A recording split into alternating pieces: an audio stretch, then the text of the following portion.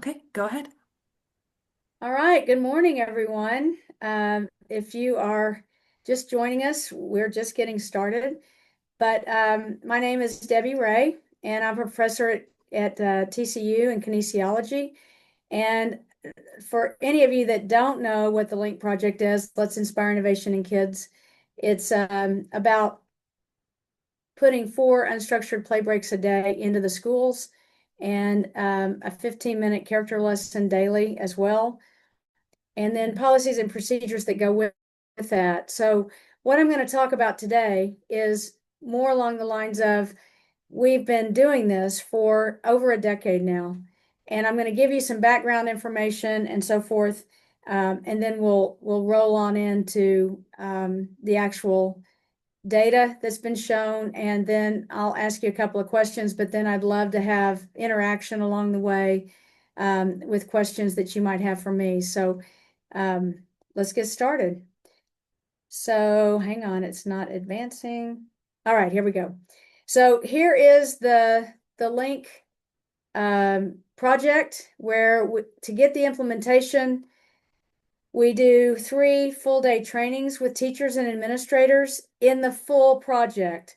Although we've started doing what's called Link Light, which is being able to introduce like a day of training to individuals, help them, help you, help whoever get to a point where you can think differently about how you would do school.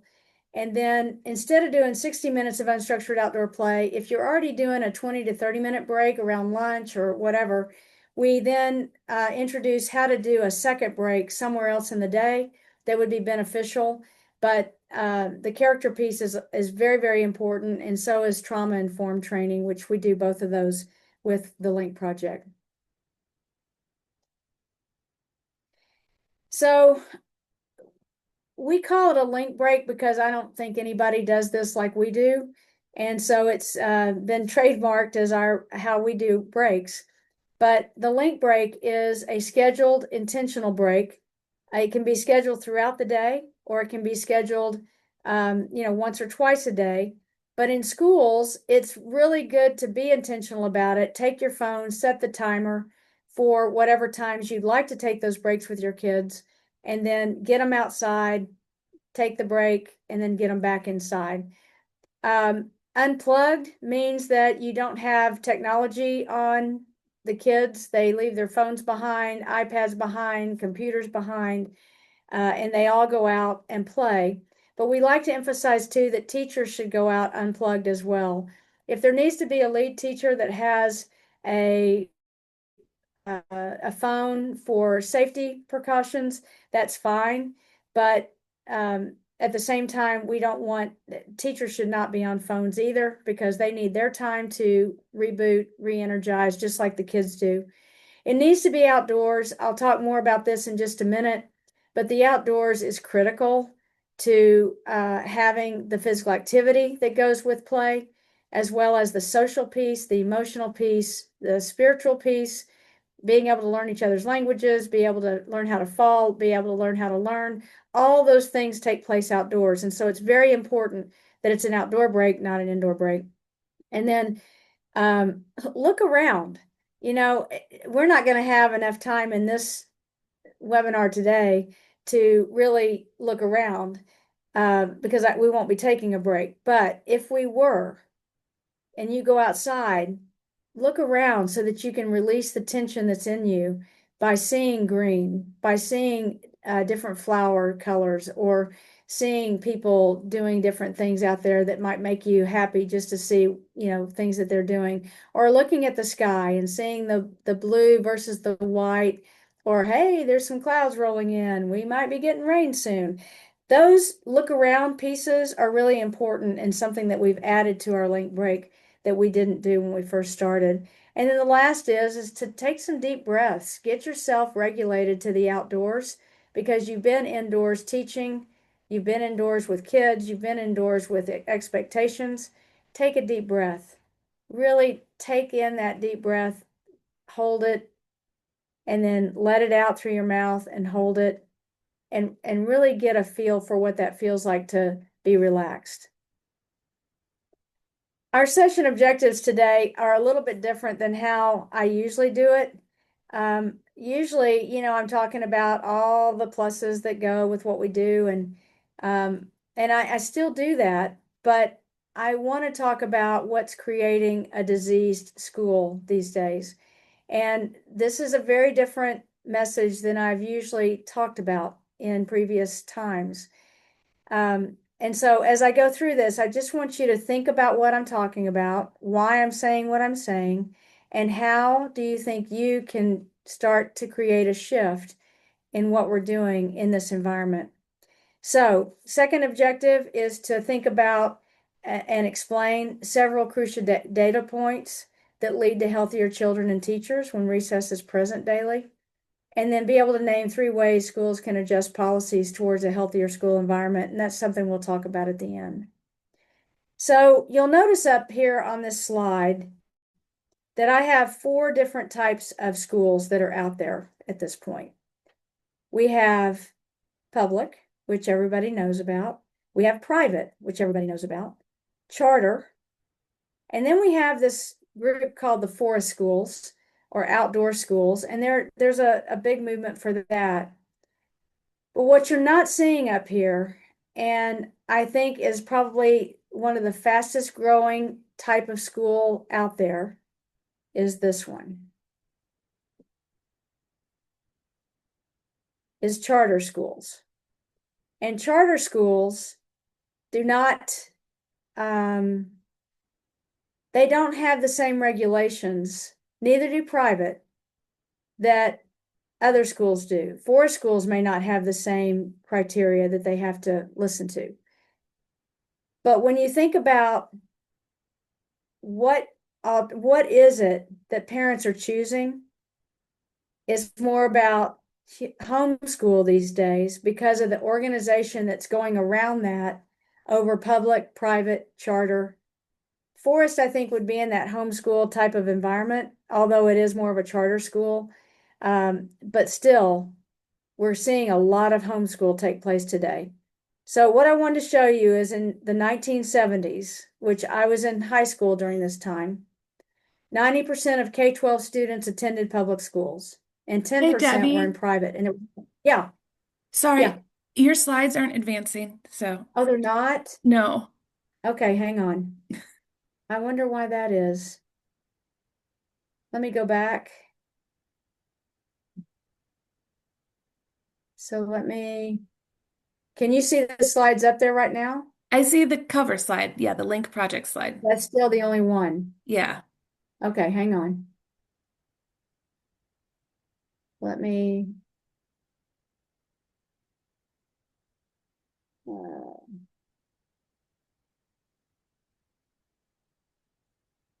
let me stop sharing and let me see if I can do this again.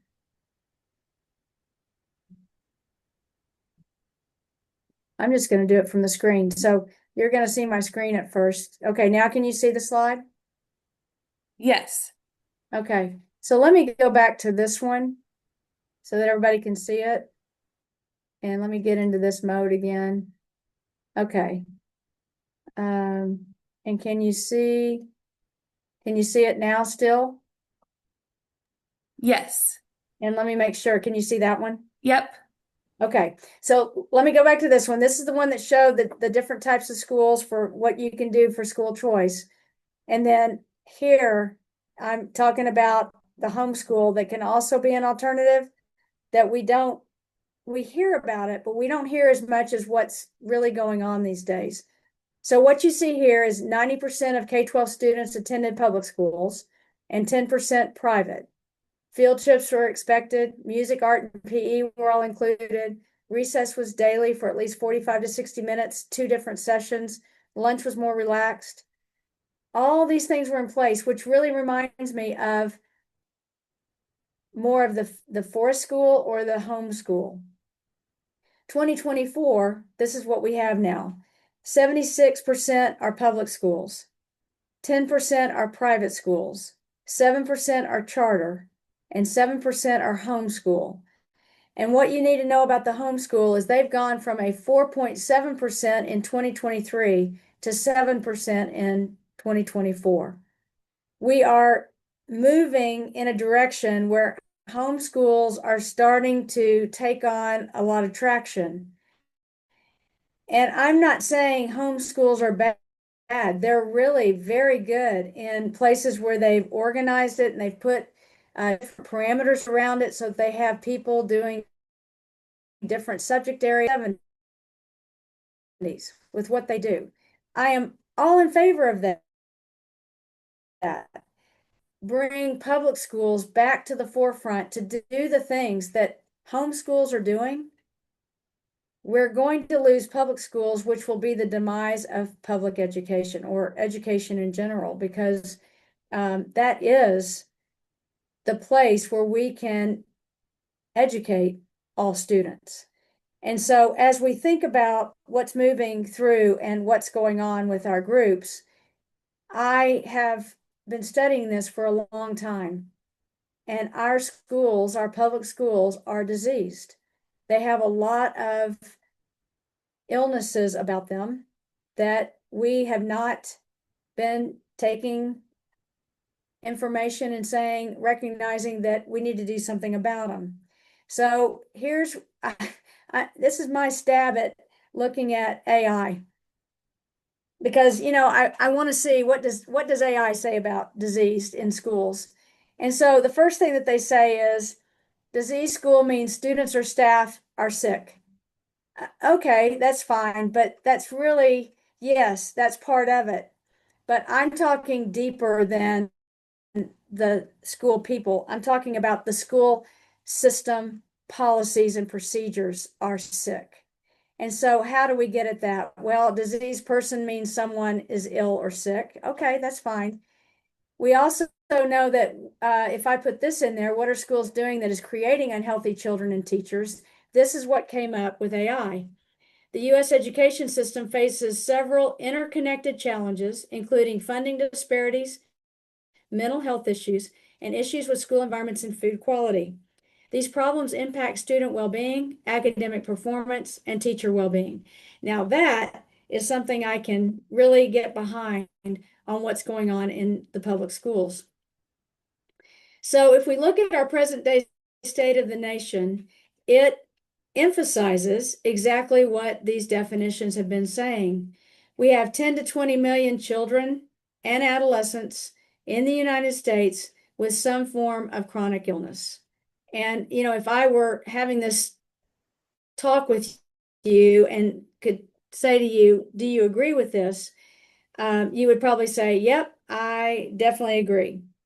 The second one that comes up is 31.8% of children and adolescents are overweight or obese, and 70% of our nation's adults are overweight or obese. Now, we just did a study, and I'll be talking about it in a minute, that shows that some of our kids are at higher percentages in Texas than the 31.8. This is a US percentage. So in different states, we see that overweight or obese can be much higher, or in some places it might be a little lower, but this is the average. D3 deficiencies as early as 1 to 6 months through older adults. This is a key one because this is what's creating a lot of our allergies, asthma, lung disorders, heart issues, mental deficiencies, and so forth. 70% are physically inactive. Age 6 through adolescence, this is the number that's going on. When we have inactive kids, that is highly correlated with being overweight and obese. If we have activity, we can adjust the overweight, obese percentages that are out there. And stress and anxiety disorders are at an all-time high, 31.9% in adolescents, and 1 out of 7 children are having the same stress and anxiety disorders. I have worked in the college world for the last 27 years, I guess, something like that, maybe 28. And I was in the public schools prior to that.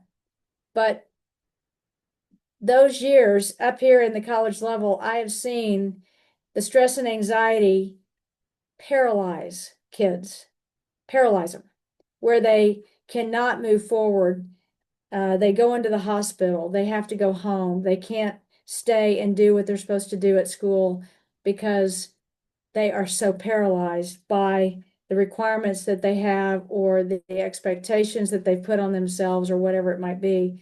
We've got to start changing the way we're doing a lot of things in the public schools, private schools, charter schools, in order to make sure that we're not dealing with so much stress and anxiety. This is not something that's normal. This is something that we have manufactured in our kids because of extrinsic motivation instead of intrinsic motivation. And are y'all still seeing the slides? Yes, ma'am. And we have a question from Cynthia Okay, if the slides will be please. available after the presentation. Yes. Okay. It'll be in a PDF form and I'll give it to Sarah and it'll come out to y'all. Okay. Thank you so much. Yeah, you're welcome. And hang on just a minute there we go. So what is causing our schools to be diseased? Well, let's talk over here on this side first. Assessments and standardized tests, check. Developmentally inappropriate, check. Too many standards objectives, check. Number of minutes expected for each content area, way too many. Competition has overtaken collaboration in young kids, especially in elementary schools, and underqualified teachers. And I don't mean to put anybody down, but what I'm saying is that we've got more teachers who are coming in from other fields that have not been properly trained for discipline and management issues. So they get into the schools and they don't last more than 5 years. The typical under trained teacher. Whereas teachers who have been in the system have been trained properly, they also are leaving the schools early. So what we're seeing is a condensed sandwich effect where our early teachers are leaving, our veteran teachers are leaving, and it's leaving us with teachers who are not, they don't have role models. They don't have people to help them through situations that are going on. And at the administrative level, we're seeing the same turnover as well. When you see this many turnovers, you've got disease schools. We should have teachers, administrators, superintendents. We should have stability at all of these levels, and we don't right now. Now, what you haven't heard me say yet, and it's important that we say this because I'm sure you're thinking, really? I think there's one we haven't talked about yet. Well, let's talk about it. The next one that I'm going to bring up is maybe, why is it not coming up? There we go. Leaning on extrinsic motivation, meaning we don't have our teachers and administrators putting responsibility on the kids to make good decisions. We're making decisions for them.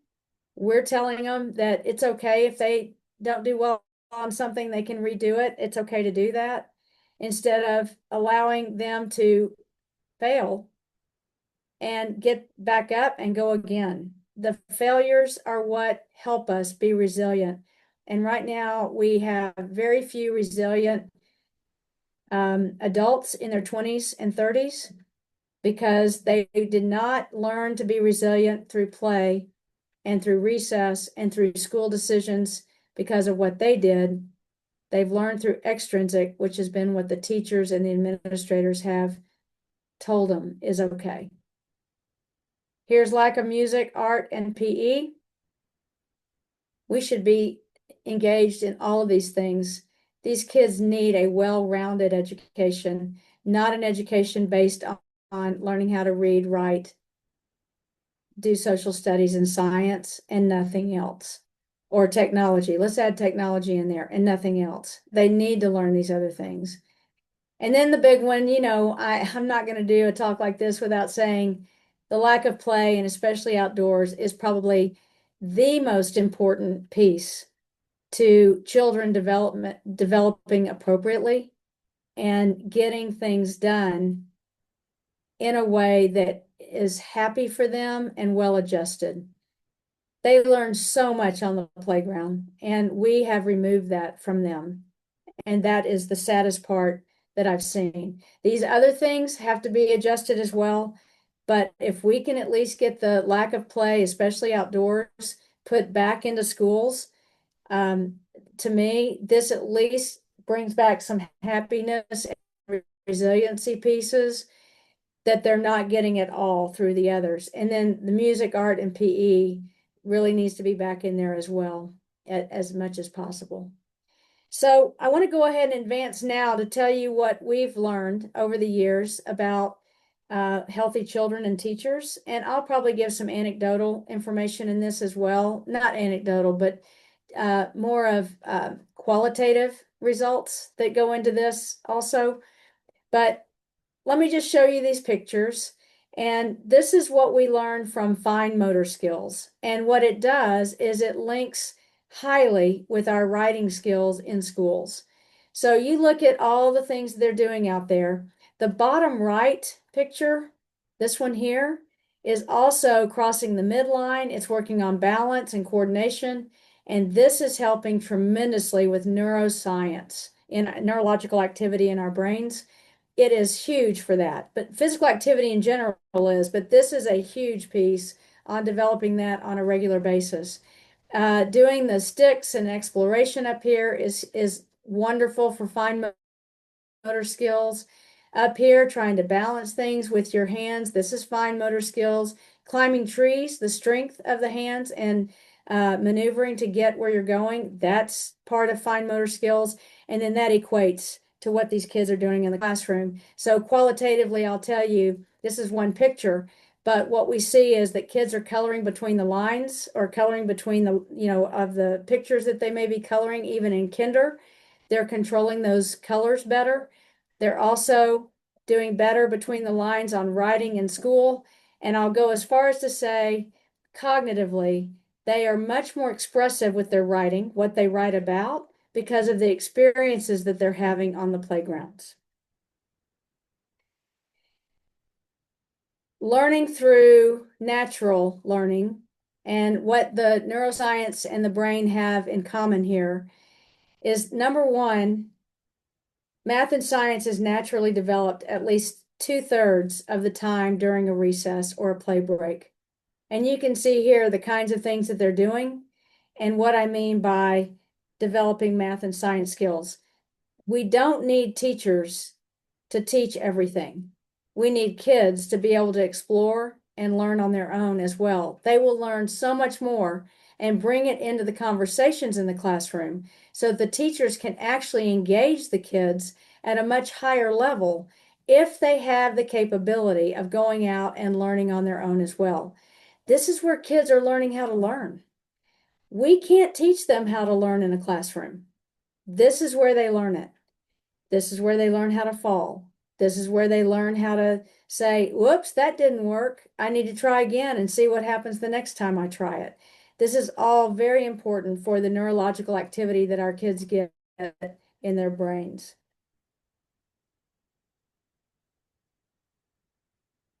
So here's some more longitudinal data with looking at off-task behaviors.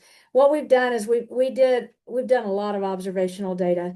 And the reason we've done that is because it tells a story much bigger than what you would get from doing some type of survey or some type of questionnaire. That doesn't tell us much. We have to have real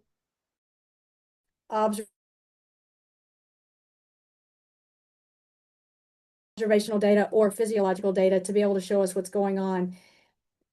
We can use survey, probably not this, is we went into the schools and we looked at, this is our definition of off-task behaviors. Just tapping their feet, tapping their hands, swiveling around in their chairs. That's fidgety. There also, it could be staring out at the outdoors or staring down at a piece of paper. Things like that are part of the off task if they're not listening. And then we can also look at getting up out of their seats. They're moving around too much. And we could look at that they're falling asleep at their desk. These are all different ways that we look at off task. Or they're interrupting somebody else at the table and not allowing anybody to get their work done. So what we found in the spring when we started with two groups, a group that was getting 30 minutes of recess a day, 15 minutes, and the 15 that come with the Link project. They were from the same school district and they were matched schools in demographics. At the beginning in the spring, before we launched the intervention, they were at the same level, somewhere between 65 and 70% off-task behavior. This equates to about 2 hours of learning time that they're not getting because of the off-task behaviors. The Link Project group is the orange. If you look on here, you see that they dropped tremendously in that first fall semester where they got 60 minutes of recess. Up here, they were still at 30.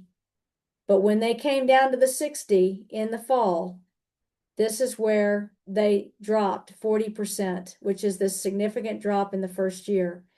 What happened between fall and spring is they went up a little bit in the spring. We didn't do this until the end of the spring semester, which means they're probably a little bit more fidgety because they're ready to go home and get out of school. But what we saw is it only went from about 30% up to 37%. So still really, really good levels. In the fall of the following year, now they are second graders. They went up above 52%. Well, they were about 52% in the fall. But what happened in the spring is they dropped back down at that 30%. And by the time that they got to fourth grade, because this was COVID, this was COVID, so we didn't get to see what happened after the spring semester of COVID. We did get those measurements right before they left. But then in the spring of 22, they were down even further at 10% off-task behavior. What this tells us is as they get older, they were becoming more responsible in the classroom. They're able to focus even more in the classroom. And this is the same group of kids. We're assessing the same group that started over here as kinders in spring of 18. And then we collected them through spring of 22. So this is a big portion. What you see here is that off task for fourth and fifth graders is no more than 10 to 12% of their time.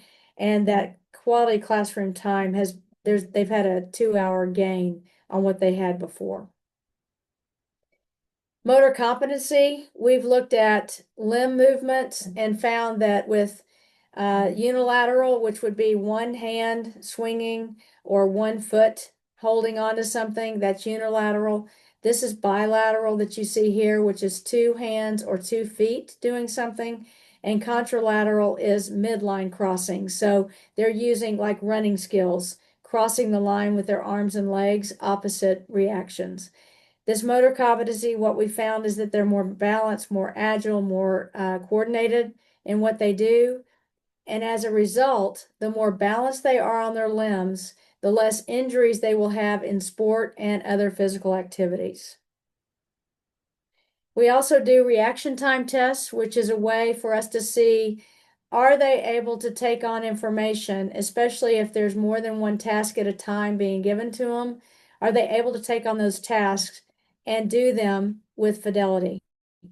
And what we find, we use a computer. You see the arrows here where they'll press a right key, the right arrow key or the left arrow key. Here's right and here's left. They'll press that when they see an arrow come up on the screen, like right here. They'll press the key that is designated for one of those arrows. And we are seeing what the reaction time is from the time that the arrow comes up to the time that they hit the key. This alone is just one task. But then you'll see earphones around this person's head. And what's happening is they're hearing 1 to 10 numbers being given into the headset. And they have to give the numbers back in the same order that they received them while punching the button for the arrow that pops up at the same time. So what we see in the fall and the spring on this, we can't do this longitudinally because it is it's a one-time task just to see what's going on with the brain. And what we find, and I'll just tell you as I show you the pictures here, but what we find is that from time 1 in the fall in the morning to time 2 in the fall in the afternoon, we see that the intervention kids, who are the red, are faster in the fall than the control kids in the morning. They're faster than the control kids in the afternoon here. But by the time you get to spring, the intervention kids have become significantly different than the control school kids, getting lower, meaning they have a better reaction time. And in the afternoon, they're even faster than in the morning, and still faster than the control school kids with 30 minutes. If you look at a fall to spring, just in the change, you see it's fairly close in the fall. We're still lower, but there's a widening gap in what we see in the afternoon between 30-minute kids and 60-minute kids. What we see, if you look at what the speed is that the intervention kids, it's cut in half in the spring from the fall by 1100 milliseconds. The control school kids are cut by 816 milliseconds. This is fall to spring in the time that it takes to react. What we know about our kids is that after 60 minutes has been done for a period of time, they are still reacting at a ceiling effect, meaning you can only get so fast on reaction times. Now, you may say, well, if they're getting the same test every time, why would it not reflect that they would get faster?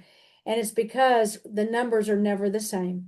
And the reaction time on the arrows, the amount of time to come up and down, is never the same. And if they do something wrong, it is penalized on the computer program. So everything that you're seeing is taking away as much as can be taken away from trying to react to something by just guessing. We've also looked at bioelectrical impedance, which is body fat. BIA is bioelectrical assessment. What we see with BMI is we're measuring a height-weight ratio, but it doesn't tell you what your body fat is. BIA scales do. You can see that this is what the scale looks like. And we don't use the ropes. We actually use just standing on the scale, and I'll show you on the next one. But we measure it by under fat, normal, over fat, and obese, because it is measuring fat, not weight. And here's the scale that we actually use. It has a green light that comes up. The kids stand on the scales with no shoes or socks on. The green light will come on. The scale will read the assessment through the feet, through an iRed that's undetectable into the body. It's looking at, and this goes back over here, it looks at the different water weights, but it determines body fat and fat-free mass through the electrical flow. And so what you see here is it takes about 10 seconds to gather the information. It's blinded from the students. The data is uploaded to the computer that's right there next to them. It's highly valid and reliable. They have to be hydrated to get a measurement. If they're not, they'll drink water, come back and do it again. But this scale is showing this, that for our 3rd and 4th graders, and this is across the board, in a 1-year period, they usually will, this is our intervention kids, they're usually around 24 to 25% average body fat percentage. And for our 4th graders, they may start a little bit higher than 24%, but then they drop back to the low 24% by the end of the year. This is showing that we're moving in the right direction. Summer, we can never detect what's going on there. They may not be getting near as much activity. But what we see from fall to spring in control is they're actually getting bigger while our kids are getting smaller. We know that in research today, if we look at average body fat percentages of kids, or BMI, they usually just use BMI. We see that the BMI is going up as kids get older. What we're seeing with our kids is that the kids are actually decreasing their body fat percentages over the years instead of gaining that body fat percentage over the years. So they're decreasing there. They're also increasing in MVPA, which is moderate to vigorous physical activity, and steps. And with that moderate to vigorous physical activity, they're getting a lot of steps during the school day, many more than the control school kids. Hair cortisol concentration, we test this for stress, and it's hair cortisol through hair. We're not testing DNA at all. It's right off the scalp. This shows you how we actually collect it. This is putting the hair onto the foil, then we fold it up. We mark it with where is the scalp from where is the end of the hair. So this is marked up here as the scalp level. And then we will take 3 centimeters off of this from the scalp to, well, the top of the hair down. We will not use this whole length of hair. We'll only use 3 centimeters. Why?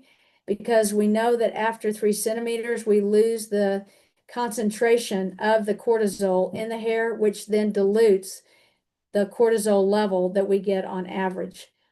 A centimeter per month is the equivalency. And that equivalency is we're getting 3 months of stress average. So we do our assessment in the fall in November because that captures August through October. And then we get it again at the end of the year so that we're capturing standardized tests. And so it's February through April. We capture it in May. This is what we use to be able to palpate, take it down to a fluid level and be able to show what that cortisol is, that we tease it out of the hair. This is done in our nursing lab with Dr. Dennis Cheek. What you'll see here, this is an article that is in process right now, but it shows that our males are down at, and these are intervention males, at 6.95. There is a little bit of standard deviation here, but it's not enough to be a problem. So this is our hair cortisol for males, our females with intervention, and you can see the control school kids. This is 45 minutes of recess. This is 30 minutes of recess. And you can see that they are much more stressed in the 30-minute group than our kids in the 45-minute group. When you look at the combined with the intervention here and control, you can see they're significantly different across the board, but our females are less stressed with the activity than our males, and their females are much more stressed than their males. And so what we know is that females need activity as much as males. We haven't said that in the past, but this is true. And that males need it as much as females to be able to see that we are definitely much less stressed. When you look at the average cortisol levels, which is this red dotted line across here, you see that the intervention kids are below that line. This was post-COVID, our testing, and this is pre-COVID with the red line. And we are below that with what we gathered, whereas the control school kids are way above the average cortisol level across the US before COVID. This is post-COVID, but just to let you know, this is what everybody was talking about, how stressed and anxious the kids were when they came back to school after COVID, and our kids were not. They were so routine again, back into their recesses, back in a happy place. We also did, as I told you, the moderate vigorous activity, and what you see here is we measured lots of stuff.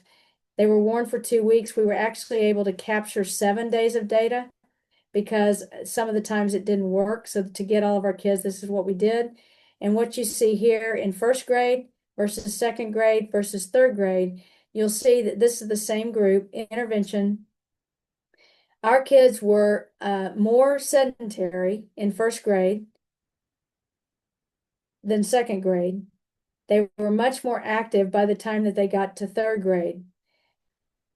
I'm sorry, sedentary. They were still in that sedentary group, but they were much more active in the moderate to vigorous than our kids in the control school groups. Males definitely were better off than the females with physical activity, but this is just showing that our intervention kids, this is where their sedentary, light, moderate, and vigorous were in relation to the control school kids. but we were at moderate and vigorous at a higher level than their kids. We think this is because they were exploring more at the first grade level, and then they became more active as they went into second and third.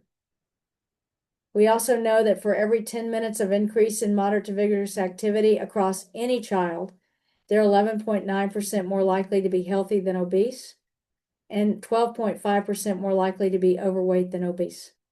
This is huge for what we haven't known in the past, that for every 10-minute increase in moderate to vigorous physical activity over a time period, this is what's going to happen with healthy, overweight, and obese kids.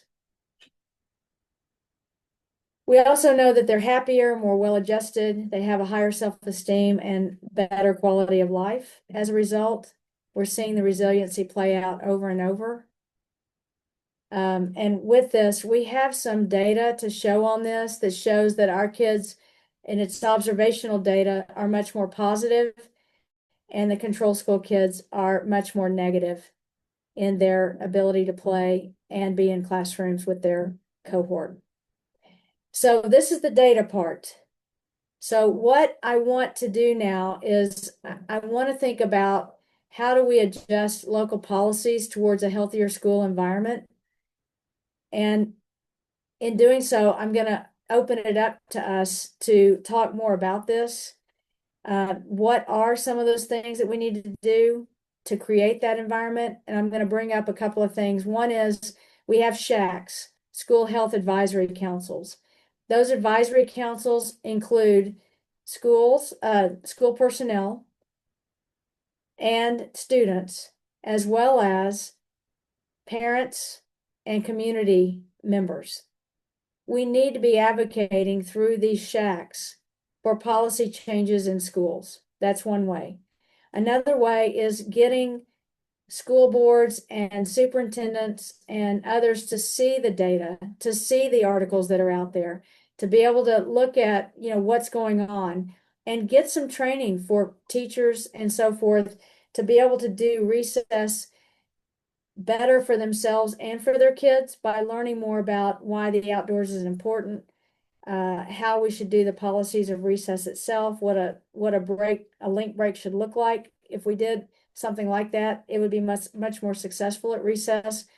And then the piece that I don't do with outdoor play environments, but I could do as a separate training, is transitions, because transitions are key as well to getting back to the classroom, getting back on track like they need to, and be in that focused position really early on with what they do.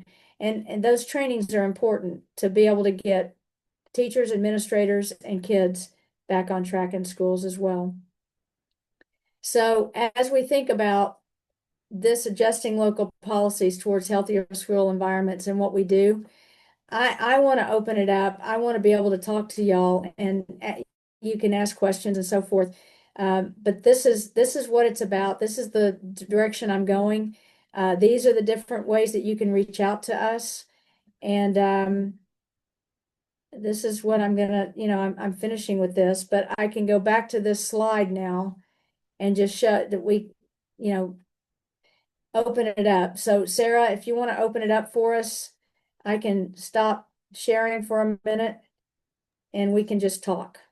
Of course, everyone, if you have questions or anything, please feel free to take yourselves off mute and show your face, and we're ready to go. Yeah, absolutely.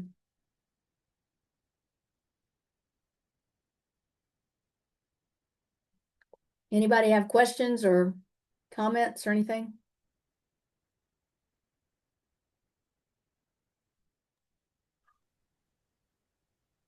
Well, I can ask a question to start us off. Maybe other folks are still thinking of questions, but so I'm curious, and I probably should know this already, but are you aware of any of what work is being done on this in other areas, and whether there's been like a scoping review or a meta-analysis or something? Kind of a lot of times with this research and with trying to get momentum behind what we're talking about, like going to school health advisory councils and getting people to change systems, like big systems things, it's helpful to have evidence of this being done in a variety of settings to kind of add more evidence? Just curious what your thought is about that. So we are the only group doing this. It's real hard for people to get into schools. We are in Texas, Michigan, and Oklahoma. We are now branching out into New York and California, Georgia, and Tennessee. So it's moving in many different places. But Renee, the important piece is that we've done this in suburban schools, urban schools, rural schools, schools with diverse populations, schools with very not diverse populations. We've done it across private schools. We've done it private and public. We've done it in charters. We've done it across a lot of different places. And the data that you're seeing is similar across all of it. The message is kids are kids are kids. And what they need and what teachers need is the same across all. This is based on the Finnish model, but it's also based on the US in the 60s.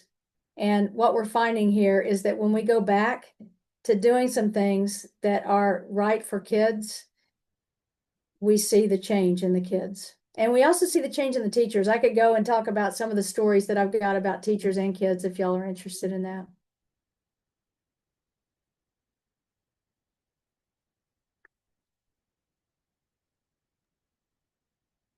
Anybody else?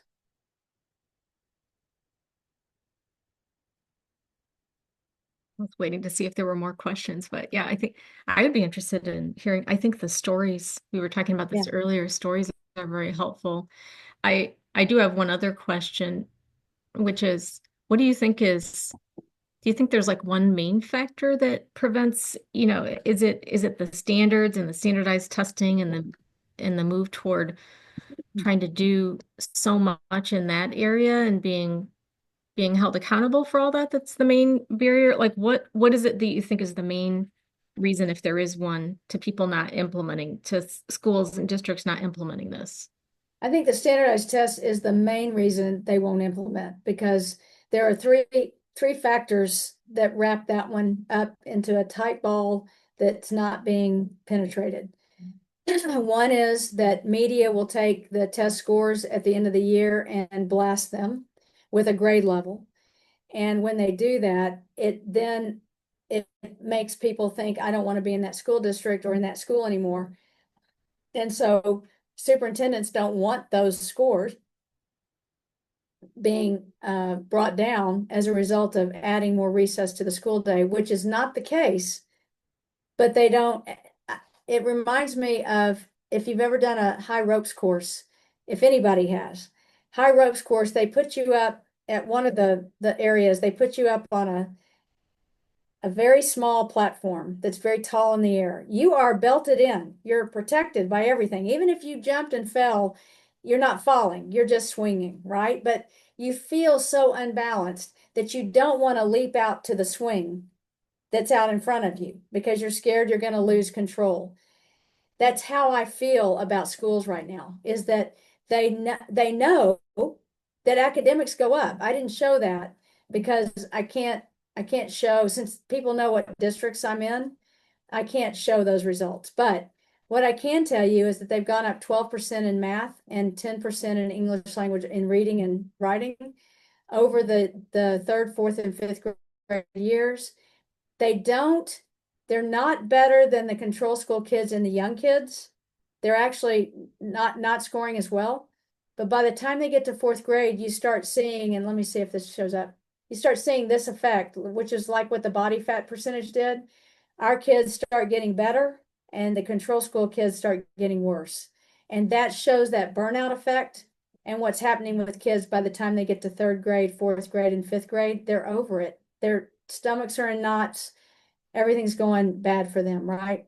So that's the first thing, is that the social media getting involved is a downer for them.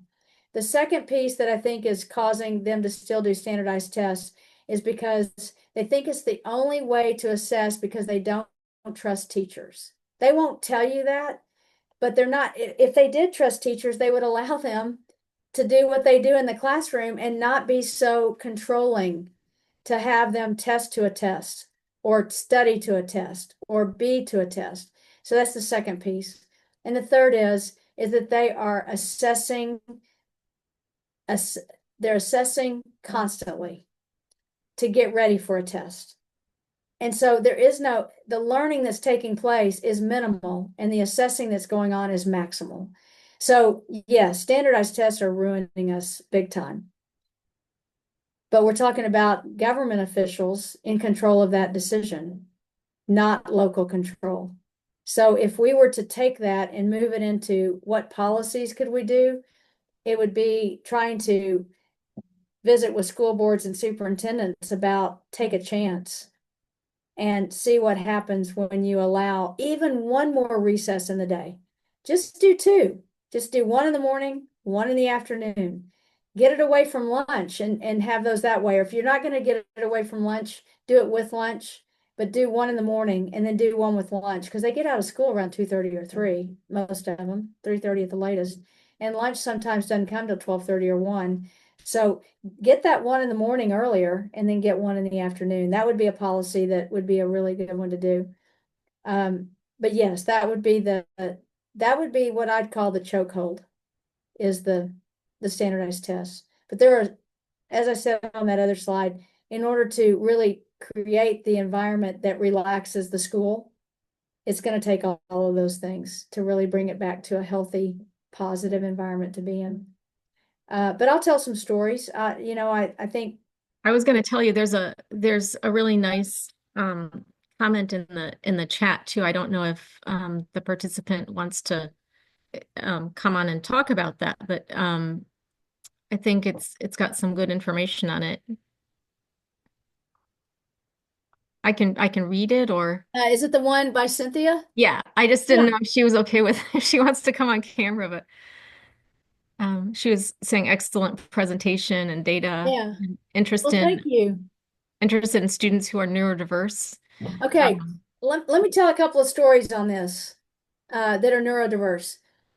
So, first of all, with recess, we want them to play their way.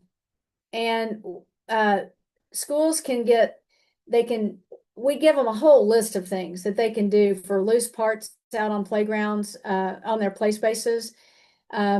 If there are certain needs of those kids, the schools can decide what it is they want to bring out there for those that are in different physical capacities as well as neurodiverse capacities. But Cynthia, this is a huge fit. Let me just tell a couple of stories. This will hit right on what you're asking about. We were in a school in the new, I'm just going to put it in an area. We were in the Georgetown, Austin area. I'll just put it there. So we were in a school there.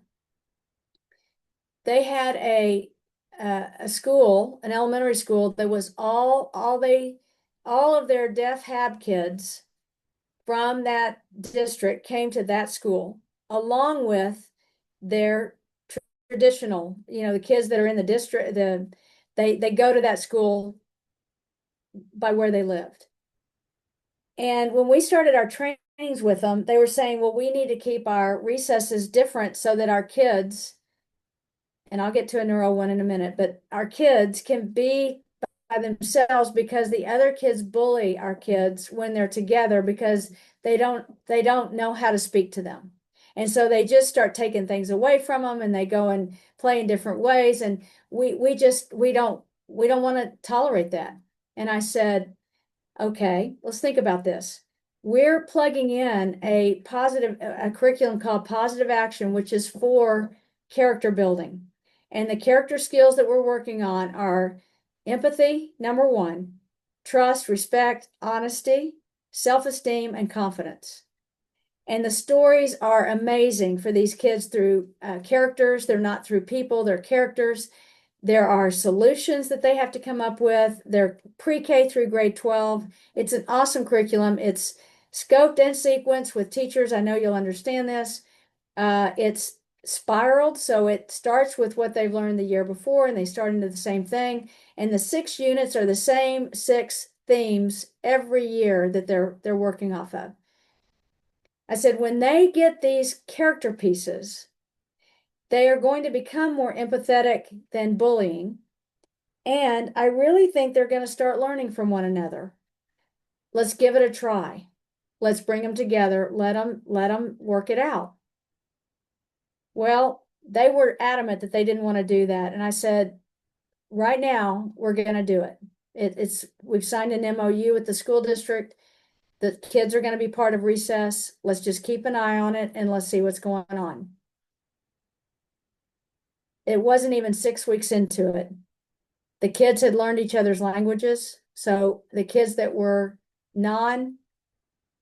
hearing versus hearing impaired, those hearing kids were signing with the kids that could not hear. They were sharing equipment. They were working together on things. They were actually doing cool stuff. So that's one story. In another group, we had kids with neurodiverse backgrounds, whether it be learning disabilities. Now, we never had severe mental diversity. We never had the severe cases out on the playground with our play kids because it needed to be a free play where they could get out and do their thing. But what we also said was, we're fine with them coming out to play during that time, but they still need their teacher's aide or whoever coming with them if it's severe, so that they can protect those kids from whatever was going on. But as far as the play situation, we had a kid with spinal bifida, a kid with autism, and a kid with he was slower with his mind, with what he did. And each of them, the parents were very reluctant to allow them to come out and play with the other kids. And not more than 6 weeks' time, the girl with spina bifida was on her walker, no longer in a wheelchair, walking to the back part of a field, playing with kids out there, doing her thing, and getting back with the kids walking at a faster pace. She had actually gained muscle mass. She had gained strength. She had gained mental capacity, gained confidence. She was up and rolling, and her mother was elated with this. The child with autism, we kept her in a smaller area to play to start so that she could navigate where she wanted to be. And as she navigated, she started moving to other areas and started interacting in ways that other kids were acting similarly so that she could be part of that. And then the child that had the slower cognitive abilities, he was able to play with kids that were cognitively more able, and they just shared space and did very well together. So I think really it serves its purpose because kids choose where they want to be and how comfortable they feel in those environments. If we saw at any time that somebody was teasing or getting in somebody's space and being a bully, teachers would be on it in a heartbeat. I mean, that's part of it. That does not change, is that we want them to be in a safe environment, truly, truly safe environment. Yes, you can communicate with me via email, and I would be happy to visit with you about a number of issues, whatever that is.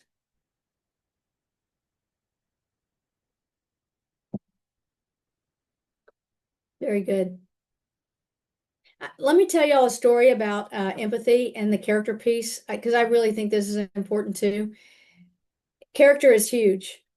Schools need a character curriculum, period. And they need it to be daily. Curriculum that's only taught once a week is not going to be effective when you have so many different diverse kids coming into a system. You need to be able to have a character piece that is constant, consistent with messaging.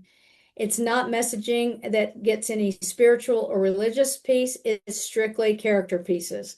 It's something that we all want in our society today, is that we're honest, trustworthy, respectful, and that we're empathetic. That's what we all want, right? So positive action. We had been teaching in the school district for a while. a mother told us this story about her child. She said, my son came home, and let me just emphasize, son came home. Kids are usually a little less empathetic when they're younger than the girls are.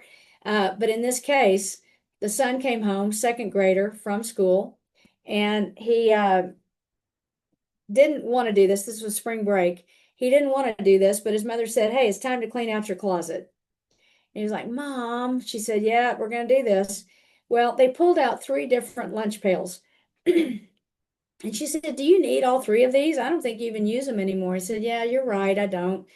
He said, you know what? I have this new friend from, he just came to school. He's only been there about 3 or 4 weeks, but he doesn't have much. He comes to school and he doesn't dress like he has much, and he doesn't bring much to school. He said, but I really like him, and I want to help him out. He loves Marvel movies. I think he'd really like the Spider-Man lunch kit that I've got. And she said, well, take it to him. He said, well, his birthday's next week. I'm going to take it to him for his birthday. So he took it to him the next week to his birthday, and she asked him, well, how did it go? And he said, he cried. He was so excited and so happy that I thought about him. He loved the lunchbox, and he cried. And he said that at first I said, what's wrong? And he said, I'm just happy that you did this for me. Thank you. And he said, it made me feel good. Oh, is that empathy exemplified? It's awesome what that story told. Now, let me tell you one more story, and this will be all the stories I tell for right now, but unless you ask for others. Three boys lived on the same street, along with a fourth boy who actually had gone to school with them the year before. But when they started Link, and this was in one of the school districts that a charter school had started down the street that year, and this boy was sent to that school because the parents thought that he would get a better education there than what he was getting at the school district he was in. And so he had moved not moved, but he was still on the same street, had gone to the charter school. These three boys were getting the 4 unstructured play breaks a day. This other boy was getting 1 play break a day. They would come in the middle of the street and they'd play in the afternoons. They'd come down to one of the yards of one of the houses and they'd play. And the one boy from the charter school kept getting sent home every day. And finally, after about a week and a half, the mother came down to where the other 3 kids were playing and asked the other 3 mothers, what's going on? Why is my child being sent home? And they said, we don't know. We didn't know what was happening. So the mothers of the 3 boys, they asked them that day, what's going on that you're sending this other boy home? And they said, he doesn't know how to play right. He's too rough. He's too aggressive. He won't listen when we say, quit that. We don't want you to do that anymore. He still kept at it. And we just say, you just go home. We don't want to play with you anymore. Well, is this the reverse of what usually happens in schools these days? Yes. Typically, it's bullies, coming after the kid that doesn't want that, and they win, and the other kid feels bullied. Well, in this case, it was the kids that were playing right who said, we don't want you around, and send him away. This is the message that you want to see, is that kids are playing and listening and knowing when to stop. And this child needs to learn this. Well, this parent decided that, and she sent this child back to the school where it was the public school because they were getting more recess time anyway. And she felt like she had made an error in sending him to the other school. So these are just a few of the many stories that I have that I've written about in a qualitative piece, and probably need to write another one on a qualitative piece.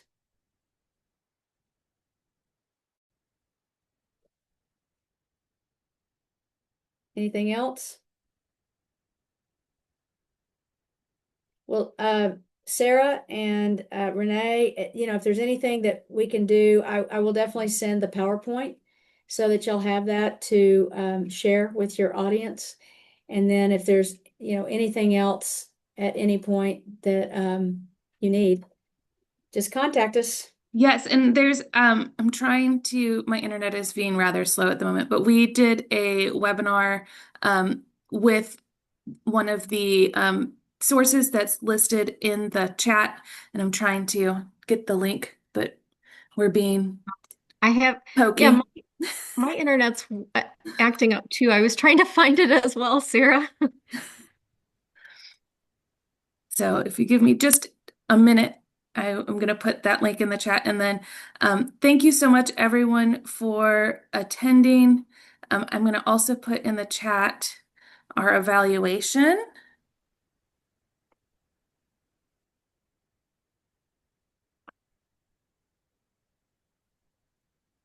There's the webinar on our Dignity of Risk webinar that we did with Mark. Good.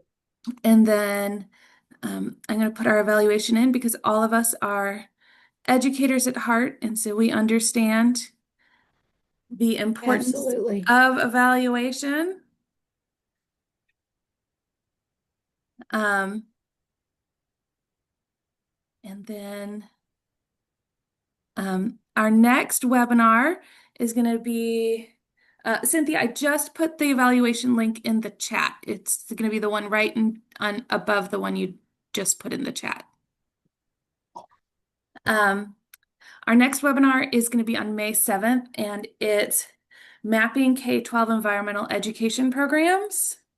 And so would love to see you there for that as well. But thank you so much, Debbie, for You're welcome. joining us today.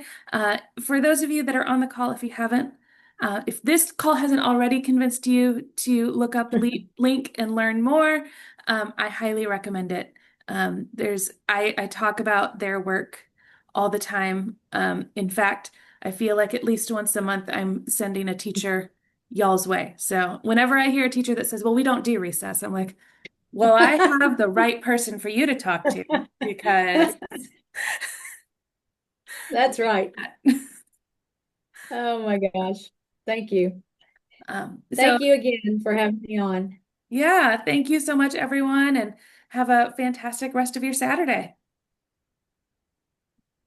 Thank you. All right.